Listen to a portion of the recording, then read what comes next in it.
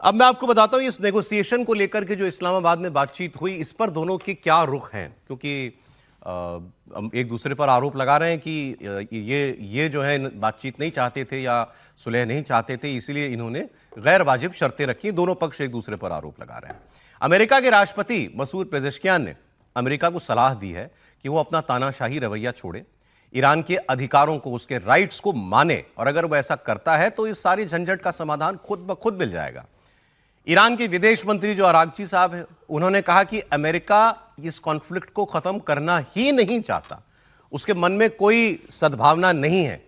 Araghchi ये भी कह रहे हैं कि इस्लामाबाद में हम समझौते के बहुत करीब आ चुके थे। उन्होंने कहा वी वर इंचेस क्लोज। ये बड़ी बात है। वो कह रहे हैं हम बिल्कुल पहुंच चुके थे समझौता होने की कगार पर, लेकिन ऐन वक्त पर अमेरिकी डेलीगेशन ने ऊल जलूल मांगे रखना शुरू कर दी, गोल पोस्ट शिफ्ट किया, मैक्सिमलिस्ट मांगे रखी, और फिर ये बात हम नहीं मान सकते थे। सोशल मीडिया पर उन्होंने कहा कि 47 सालों में यह पहला मौका था कि हमारी अमेरिका के साथ इतनी लंबी बैठक हुई, फिर भी अमेरिका को कुछ समझ में नहीं आया। तो मैं अरागची साहब की बात जो है उस पर हम लोग बात करें कि क्या वाकई कोई ऐसा लम्हा मुमकिन है कि वहां हुआ हो जिसमें ये लोग एक दूसरे की बात मानने के करीब आ गए हों, और अगर ऐसा था तो फिर अमेरिका पीछे क्यों पड़ रहा, अगर ईरान का दावा सही है तो। लेकिन बयान आपको मैं दिखाता हूं। भारत में जो ईरान के सुप्रीम लीडर हैं, उनके प्रतिनिधि भारत में हैं। क्या कह रहे हैं ये ईरानी नेता? ये कह रहे हैं कि अमेरिका मेज छोड़ करके भागा, वो पीछे हटा, हम बातचीत से पीछे नहीं हटे। ईरान के फॉरेन मिनिस्टर, ईरान के राष्ट्रपति, वो भी यही दावा कर रहे हैं। हम लोग ब्रेक से पहले भी इसी बात को कर रहे थे। भाई डिमांड्स पे आ जाइए आप। एक कोर डिमांड है जो ट्रंप ने भी एक ही बात कही, नो न्यूक्लियर। वो ईरान मान ले तो स्ट्रेट ऑफ हॉर्मुज, बाकी झगड़े संजट सब कुछ अपने आप सुलझ जाए। अच्छा, इंटरेस्टिंग बात यह है कि इसी न्यूक्लियर पर ये 1 साल से बात कर रहे हैं, और ईरान कहता है कि हम तो लगभग एक पॉइंट पर आ चुके थे न्यूक्लियर को लेकर के, उसके बाद भी युद्ध हम पर किया गया है।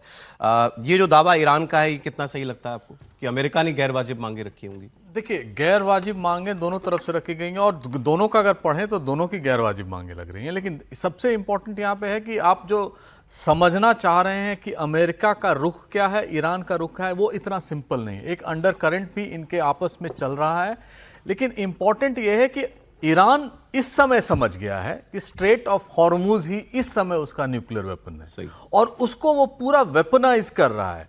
और अमेरिका का ये मूव इस समय जो कर रहा है, उस सारे चीजों को पलट के वापस कर देगा जो उन्होंने शायद इस्लामाबाद में डिस्कस किया होगा। और ईरान इस समय ये जानता है कि वो इस पोजीशन में है कि अमेरिका बैक सीट ले चुका है, उनको ये लगने लगा है अब वो दोबारा उसी फोर्स से दोबारा लड़ने नहीं आएगा ईरान से। उसका भी वो एडवांटेज उठा रहा है। रिजीम बदली नहीं, न्यूक्लियर वेपन बनाने पर वो नहीं बनाने पर वो तैयार नहीं हो रहा है। लेकिन ईरान ये जानता है कि स्ट्रेट ऑफ हॉर्मुज को पूरा वेपनाइज किया जाए।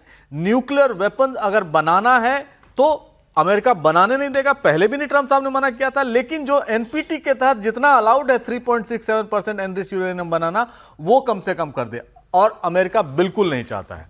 इजराइल इस समय एक जो बहुत बड़ा रोल प्ले कर सकता है, वो ये कर सकता है कि लेबनान में कम से कम कुछ दिन तक वो स्थगित कर दे pending outcome of the Iranian talk. ठीक है सर, लेकिन वो भी नहीं कर